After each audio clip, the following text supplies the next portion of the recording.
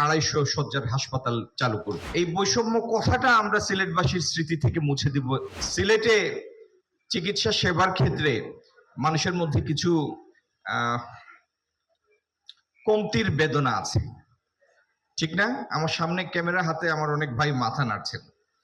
Osmani medical নিয়ে তাদের কিছু কিছু অবজারভেশন আছে, যদিও সামর্থ্য সীমিত, যে কারণে প্রত্যাশা মোতাবেক অনেক কিছু করা হয় না। তো আগামী দিনে ইনশাল্লাহ আমরা এখানে আসার আগে যে হাসপাতালটি ঘুরে আসলাম,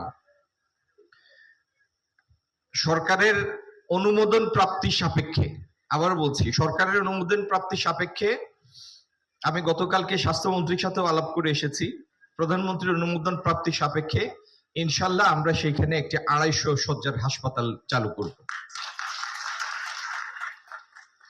এবং আমাদের সরকারের নির্বাচন পূর্ব যে সমস্ত প্রতিশ্রুতি ছিল, বিভিন্ন জায়গায় স্বাস্থ্য কেন্দ্র চালু করা, অন্তত শুরুর দিকের চিকিৎসার ব্যবস্থা করা, সার্বক্ষণিক ডাক্তারের ব্যবস্থা করা, সেই প্রতিশ্রুতিও ইনশাল্লাহ আমরা সময়ের সাথে সাথে সেগুলিও পুরা করব।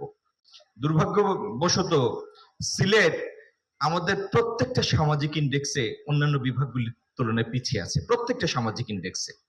সিলেটবাসী এই জন্য বক্তব্য রাখতে গেলেই আমাদের সামাজিক রাজনৈতিক সব ব্যক্তিত্বের মুখে একটা কমন ওয়ার্ড চলে আসে যে আমরা বৈষম্যের শিকার। এই যে বৈষম্যের শিকার, যদি আল্লাহ তৌফিক দেন, এই বৈষম্য কথাটা আমরা সিলেটবাসীর স্মৃতি থেকে মুছে দিব আগামী 5 বছর, যদি আল্লাহ তৌফিক দেন। এবং এই জন্য মাননীয় প্রধানমন্ত্রীর নেতৃত্বে আমরা আমাদের এমন কোনো চেষ্টা নাই আমরা বাকি রাখবো না। ইনশাল্লাহ প্রত্যেকটা ক্ষেত্রে আমরা সর্বোচ্চ আন্তরিকতা দিয়ে চেষ্টা করব, কাজ করব, যাতে এই বেদনা সিলেটবাসীর মন থেকে চলে যায়, চিরতরে চলে যায়।